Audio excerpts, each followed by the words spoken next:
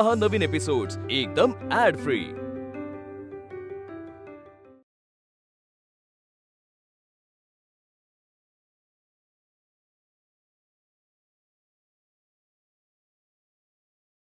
नारायणा, त्या गोविंद बल्लाळ देवलावरती नीट लक्ष ठेवून असो।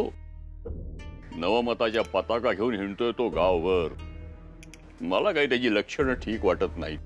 पण आपणच आग्रहाने मुक्कामास ठेवून घेतले त्यास, आता अंगाशी आले। तेव्हा वाटलं नव्हतं की हा असा सुधारक निघेल म्हणून। नाही, आपण पाहुणचारात पुढे कमी पडायचं नाही, रीतीला धरूनच वागायचं। मात्र त्याची बेशिस्तही खपवून घेतली जाणार नाही, तेव्हा तू त्याच्यावर बारीक लक्ष ठेवूनस। काका, अरे काका, अरे नारायण, काय झाले का? रघुनाथा, काय झालं रे? पाणी, अरे काय झालं? अरे लागले अरे बारक्या, हळद आण। काय आलं मालक? अरे हळद घेऊन ये जा। अरे वा, पाणी घे। अरे काय काय झालं? काय काका, गावात ते नवमतवादी लोक आलेत। ते उमा आणि वल्लभ पंतांच्या विवाहाबद्दल चौकशी करत होते। मग मी विरोध केला, मग आमच्यात बाचाबाची झाली आणि त्यांनी चांगला सोटा आणला डोक्यात। बारक्या, अरे हळद आण लवकर। दादा, हळद लाव त्याला। बारकू, लागले रे। अरे काय मोगलाई आली की काय? देवलची ब्याद इथं आली तेव्हा त्या सगळ्याची नांदी झाली होती। कुठे गेलेत कुठे ते नवमतवादी? बारक्या, गावात जा आणि कळव, सगळ्यांनी तातडीनं झोळ्याच्या देवळाकडे जमावा म्हणावं। हो हो, मोगलाई लागून गेली की काय?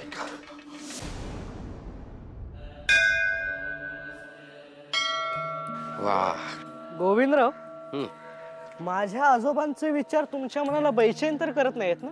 अहो नाही नाही, अजिबात नाही। अहो अशा विचारांचे लोक ठाई ठाई भेटतच असतात।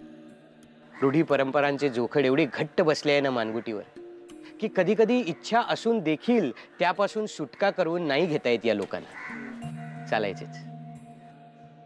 सदाशिवराव, तुमची मावशी सांगत होती परचुरेशी सोयरीक जुळली म्हणे, खरे आहे का ते? होय।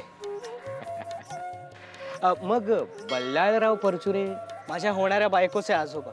अरे वा, क्रांतिकारकांना मदत करीत असत असे ऐकिवात आहे। होय होय, खरे आहे ते। कारण पुण्यात असताना एका संघटनेत मी त्यांचे नाव ऐकले होते। फितुरीने घात केला होता त्यांचा। माझ्या मनीची एक गोष्ट सांगू तुम्हास? हो बोला ना, त्यात संकोच कसला?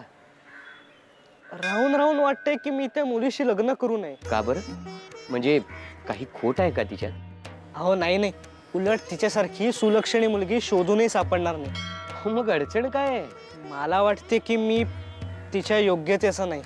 आणि असे का बरं वाटते तुम्हाला? गोविंदराव, ती मुलगी अतिशय हुशार आहे। माझ्याशी लग्न होऊन आमच्या घरी आली तर तिची हुशारी वाया जाईल, पण मुंबई पुण्यास गेली तर तिच्यासाठी शिक्षणाची दारे उघडी राहतील आणि तिच्या हुशारीला वाव मिळेल। सदाशिवराव, तुम्हाला तुमच्या होणाऱ्या बायकोविषयी एवढे वाटते यातच सारे आले। अहो, जो पुरुष आपल्या होणाऱ्या बायकोविषयी इतका आदरभाव मनात बाळगून आहे त्याचा संसार चांगलाच होणार। तुमच्या मनीची व्यथा व्यर्थ आहे, त्वरित हा विचार मनातनं काढून टाका। बरे, माझ्या लग्नाबरोबर अजून एक विजोड लग्न ठरले आहे या गावात। विजोड लग्न? वल्लभ पंत नावाचे एक वयस्कर गृहस्थ आहेत। बर, ते वयाने अतिशय लहान असलेल्या मुलीबरोबर लग्न करणार आहेत। आणि मुख्य म्हणजे हे लग्न जुळवण्यात पुढाकार घेतलाय माझ्या काका आजोबांनी। असं? खरे तर अशा जरट विवाहाचे ऐकून मन व्यथित होते माझे। काही ठोस पावले उचलली जावीत असे वाटते। गोविंद बल्लाळ देवळ आपणच ना? हो, नमस्कार। नमस्कार। तुमच्याशी थोडं महत्वाचे बोलायचं होतं। थोडं बाजूला येता का? नाही, मी आता अहो या ना। तुम्ही या जाऊन। आलो, या।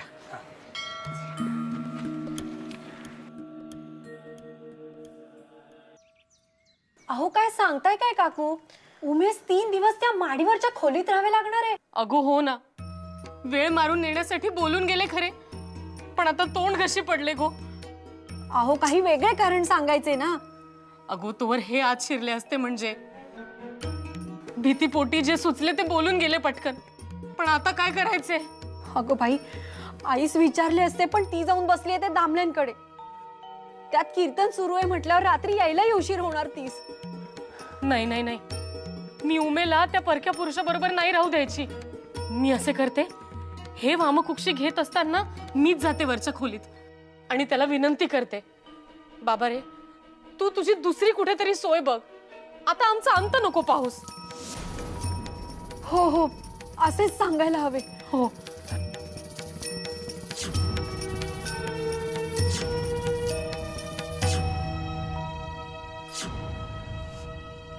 हे पहा, सासूबाईंना विश्वासात घेतल्याशिवाय भलते धाडस करू नका हो. अगो राधे, धाडस आहे का हे? मी जाऊन त्याला फक्त विनवणी करणार आहे. अहो काकू, तुमच्या विनंतीला मान देऊन या जखमी अवस्थेत जर तो घराबाहेर पडला तर आयता शिपायांच्या हाती सापडेल. एका क्रांतिकारकाचा बळी दिल्याचं पातक मात्र लागेल आपल्याला. मग काय करू म्हणतेस? राहू दे उमेला रात्रभर त्याच्या बरोबर? अहो उमा काय लहान आहे का? स्वतःचे रक्षण करू शकते ती, तेवढी धमक आहे हो तिच्यात. आणि त्या बाळकृष्णाच्या मनात वावगा विचार येणार नाही याची खात्री आहे हो मला. तुझे काय जाते बोलावयास? अहो काकू, जशी बयो तशीच उमा आहे हो मला. अहो माझी लेकच आहे ती, तिची काळजी मला नाही असे समजू नका हो. हा, पण याच्या उपर जर काही वेगळा विचार तुमच्या डोक्यात आला आणि वावगे वागायचे ठरवले तर मीच सांगेन सगळ्यांना की हे तुमचे कारस्थान आहे ते.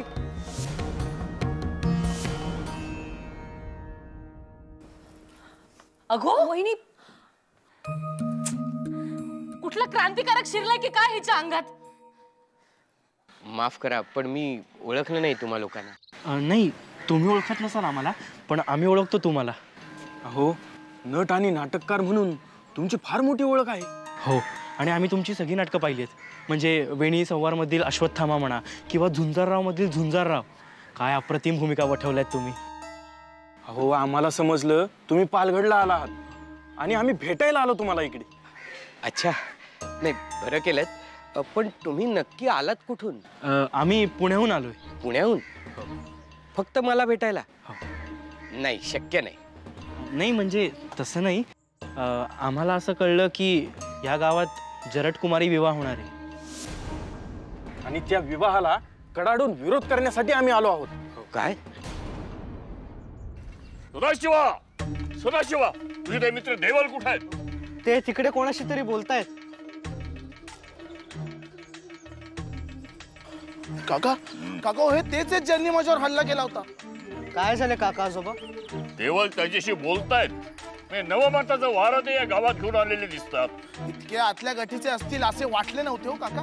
हे वारं परतून लावायलाच पाहिजे. चला. अहो तुम्हाला सांगितलं ना काका, जरटकुमारी काका, काका याच लोकांनी माझ्यावर हल्ला केला.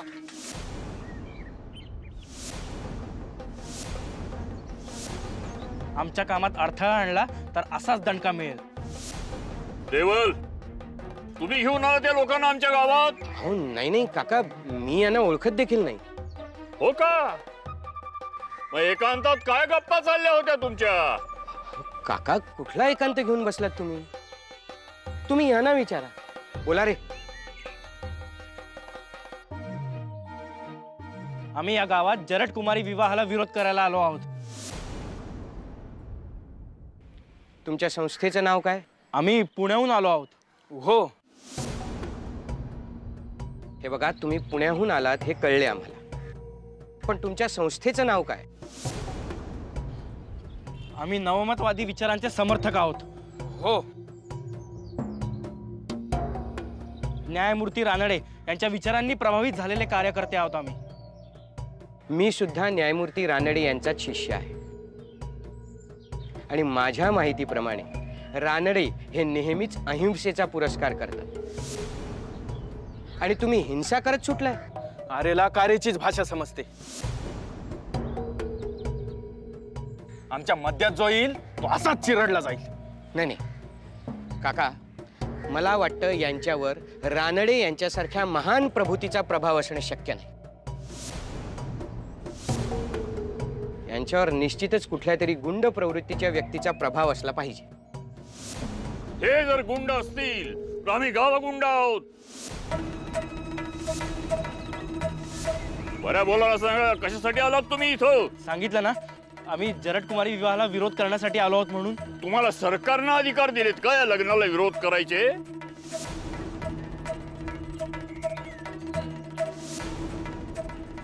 सरकार यात कशाला पडेल? आम्ही मनावर घेतले तर सरकार यात नक्की लक्ष घालेल. आम्ही खोत आहोत या गावचे. खोत आहात म्हणून काय मनमानी कराल की काय? आम्ही काय करू शकतो याचा अंदाज नाही तुम्हाला. माझ्या पुतण्यास नारायणास धाडले शिपायास घेऊन येण्यासाठी.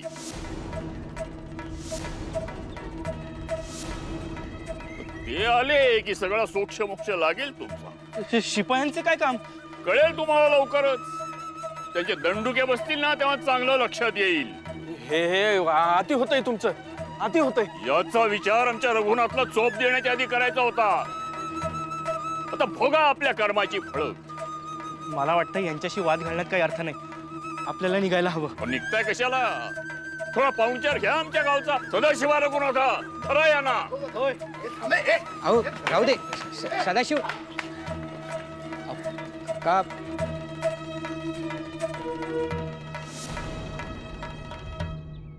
अगं उमा, ते सांग ना, काय झालंय? अगं बघ ना, मला इथे 3 दिवस राहायला सांगितलंय. मग चांगलंच आहे की, तुला छान आराम करता येईल. अगो पण हे येत नाही इथे. उलट तुला त्यांच्याकडे लक्ष देता येईल. त्यांस काही दुखले खुपले तर त्यांना थोपटून झोपवूही शकतेस तू. तुला काही कळतच नाही. तू जा बरं आणि आईला सांग मला भेटायला. बरे.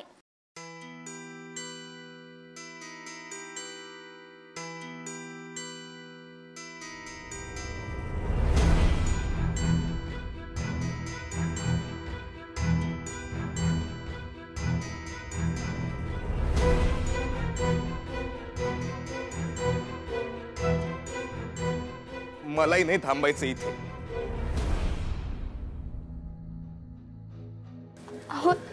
तसे नाही, कळतंय मला, पण खरंच माझ्यात त्राण नाहीये. नाहीतर तू मला अडचणीत टाकण्यासाठी नसतो थांबलो मी. तरीही लवकरात लवकर इथून जाण्याचा प्रयत्न करेन. ज्यांनी माझे प्राण वाचवलेत त्यांना मी त्रास होऊ देणार नाही.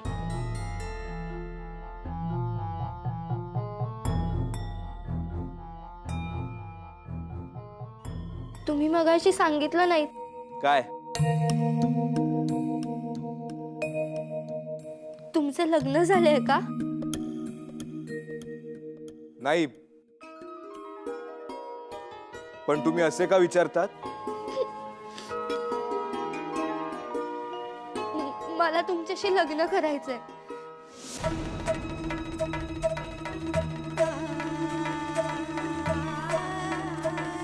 कराल माझ्याशी लग्न?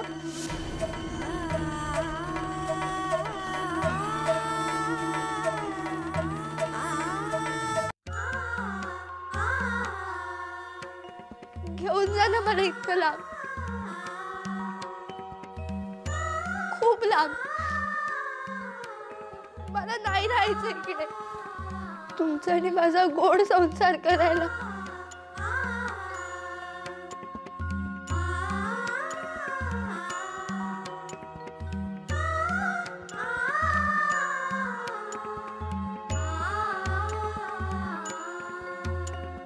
बोला ना, न्याल मला. हो बोला ना, कराल माझ्याशी लग्न? न्याल का मला? बोला ना, मला नाही राहायचं इथे. बोला ना, कराल लग्न माझ्याशी?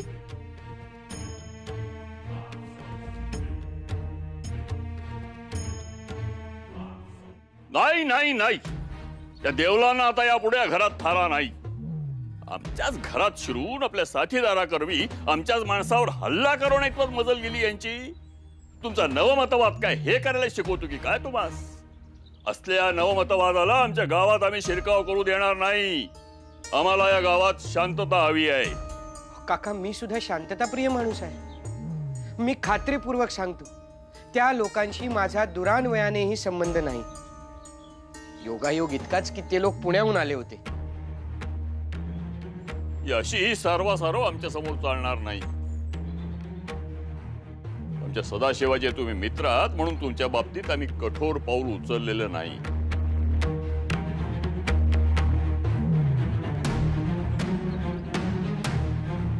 आपल्या मनाचा मोठेपणा मी कबूल करतो, पण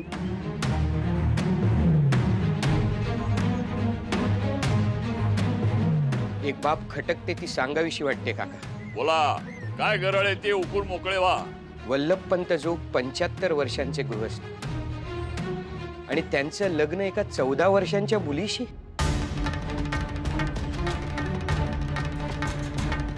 बरं, ती सोयरी तुम्हीच जुळून आणलीत म्हणे.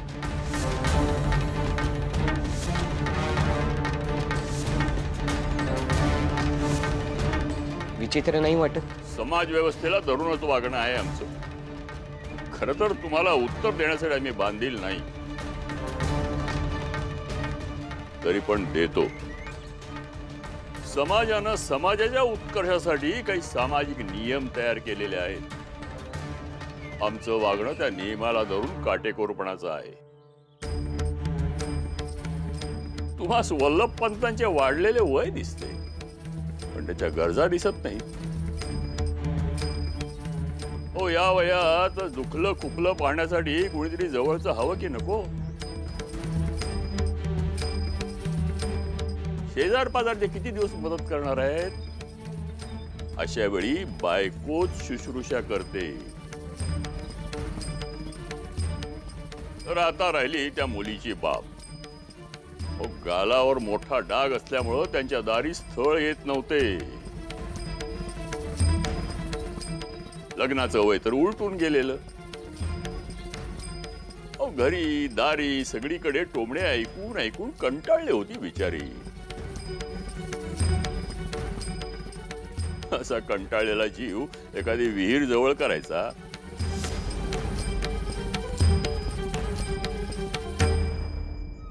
अशा मुलीचा विजोड का होईना, पण विवाह लावून दिल्यानं उद्या समाजात ती सवाष्ण म्हणून उजळ माथ्यानं मिरवणार आहे.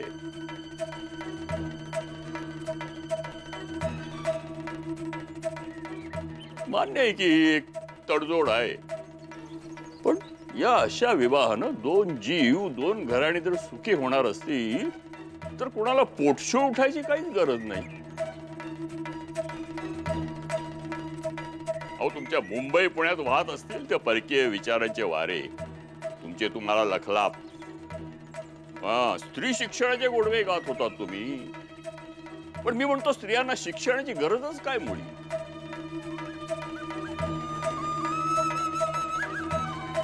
चूल आणि मूल हे तिचं विश्व. रांदा वाडा उष्टी करा हा स्त्रीचा धर्म. म्हणून तर म्हटले ना, स्त्री ही क्षणाची पत्नी आणि अनंत काळची माता असते. माता म्हटले की प्रत्येक शीर नतमस्तक व्हायचे तिच्या पायाशी.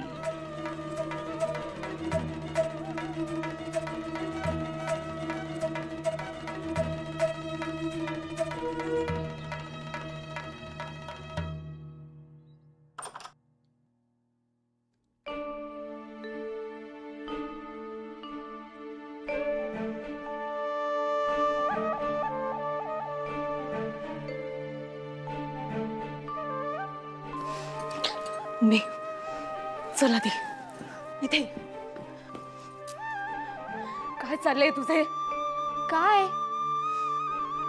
मी पाहिले हो तूस यांच्या डोक्यावरून हात फिरवीत तल्लीन झाली होतीस.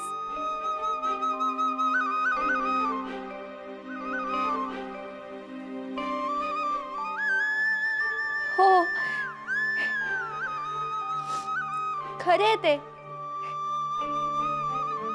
मला आवडलेत. ते मी लग्न करणार आहे त्यांच्याशी. ते मला इथनं लांब घेऊन जाणार आहेत, खूप लांब. या कोंडवाड्यातून, त्या लोचट राक्षसापासून.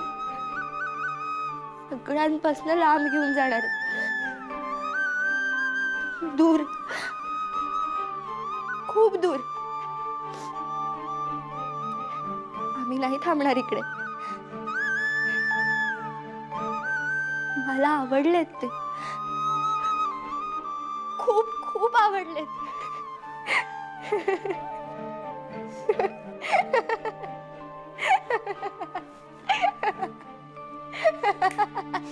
उमा